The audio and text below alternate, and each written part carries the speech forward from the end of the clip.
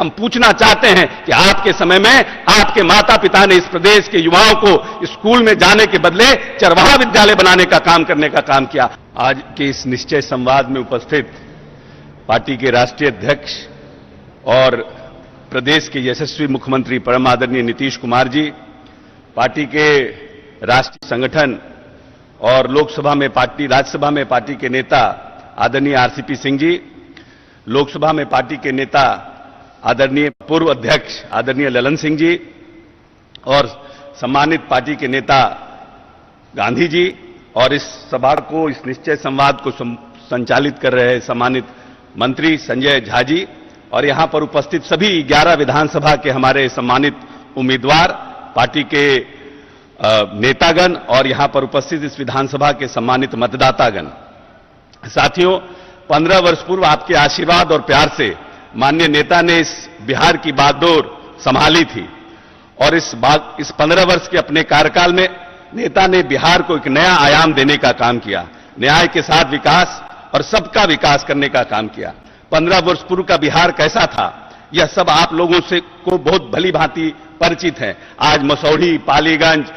संदेश, बरहरा, बक्सर सबके जो जिले के कार्यक्रम हो रहे हैं, तो जहां पर ये कैसा बिहार था, ये मध्य बिहार का पूरा क्षेत्र किस तरह से जातीय उन्माद में फंसा हुआ था, 118 नरसंहार से लहूलुहान बिहार, जहां पर 24,000 करोड़ का मात्र बजट का बिहार, वैसा बिहार माननीय नेता को आप लोगों के आशीर्वाद से मिला था। और 15 वर्ष के अपने कार्यकाल में माननीय नेता ने इस बिहार को 2,15,000 करोड़ का बजट करने का काम किया। जो लोग वंचित, शोषित और दलितों की बात करते हैं, अति पिछड़ों की बात करते हैं, उनके समय में दलितों का बजट मात्र 40,000 करोड़ रुपया था, और आज माननीय नेता ने अपने कार्यकाल में, 15 वर्ष के कार्यकाल में, उस बजट को 1,700 करोड़ के आसपास करने का काम 2020 और 21 के बजट में करने का काम किया है। उसी तरह से जो लोग अल्पसंख्यकों की बात करते हैं, उनके समय में इस अल्पसंख्यकों का बजट बिहार में मात्र 3 करोड़ रुपया, 3 करोड़ 45 लाख रुपया था, और आज लगभग 532 करोड़ रुपया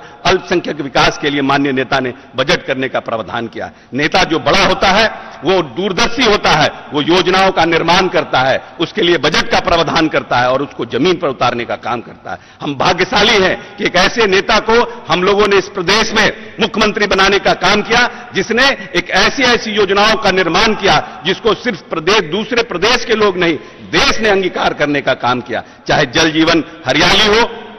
जिसमें यूएन, जो संयुक्त राष्ट्र संघ है, उसने माननीय नेता को बुलाया और बात करने के लिए कहा और अपनी बात को रखने के लिए कहा। तो आप इसी बात से समझ सकते हैं कि पूरा विश्व जिनको मानता है कि पर्यावरण के क्षेत्र में जो काम बिहार में नीतीश कुमार नेतृत्व में हो रहा है, वो पूरा विश्व जाने, इसीलिए माननीय नेता को संयुक्त राष्ट्र संघ में बुलाकर संबोधित करने का आग्रह किया। उसी तरह से इस प्रदेश में महिलाओं को सशक्तिकरण करने के लिए माननीय नेता ने जो काम किया है, वो एक मील का पत्थर हुआ। पंचायती राज व्यवस्था में जब पहली बार माननीय नेता के संरक्षण में पंचायतों का चुनाव हुआ, तो दलितों के लिए, अति पिछड़ों के लिए और महिलाओं को आरक्षित करके एक नए नेतृत्व को पैदा करने का काम माननीय नेता ने किया है। इसीलिए आइए हम सभी नौजवान साथियों से आग्रह और अपील करते हैं, जो बड़ी बड़ी बात करते हैं, नौजवानों को गुमराह करने की बात करते हैं, हम पूछना चाहते हैं कि आपके समय में आपके माता पिता ने इस प्रदेश के युवाओं को स्कूल में जाने के बदले चरवाहा विद्यालय बनाने का काम करने का काम किया, और इस प्रदेश में भैंस पर चढ़ करके किताब पढ़ने के लिए